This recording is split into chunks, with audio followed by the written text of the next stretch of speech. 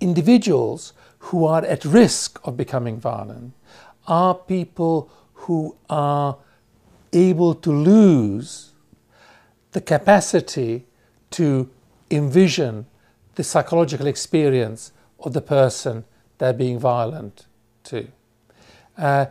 It's not to say that they do not ever have that capacity. It's just that they can lose it momentarily. They are vulnerable to it.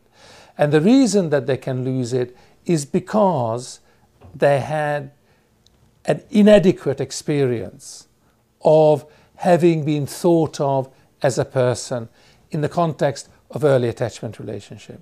Because what we have learned, research over the last 20 years, is that the way we become people who are aware of the thoughts and feelings of others, as well as thoughts and feelings in ourselves, is having someone around who is thinking about us as a thinking and feeling person.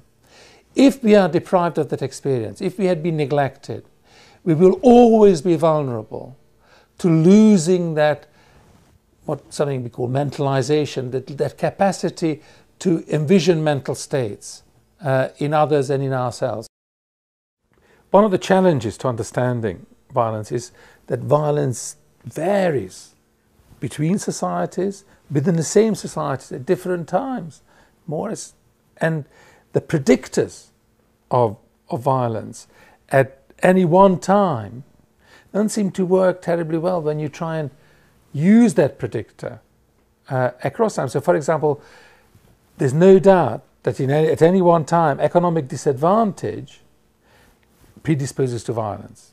Yeah, if you're middle class, far less likely to be violent than if you were disadvantaged economically, particularly as a child.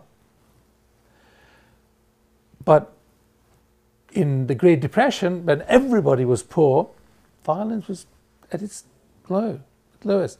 So I think actually what you've got to look at, not so much absolute poverty, but relative poverty. So what really matters is seeing somebody up there and feeling yourself down here. That is what triggers a violent response. So, as long as we have social inequalities, massive social inequalities within a society, we will continue to have violence.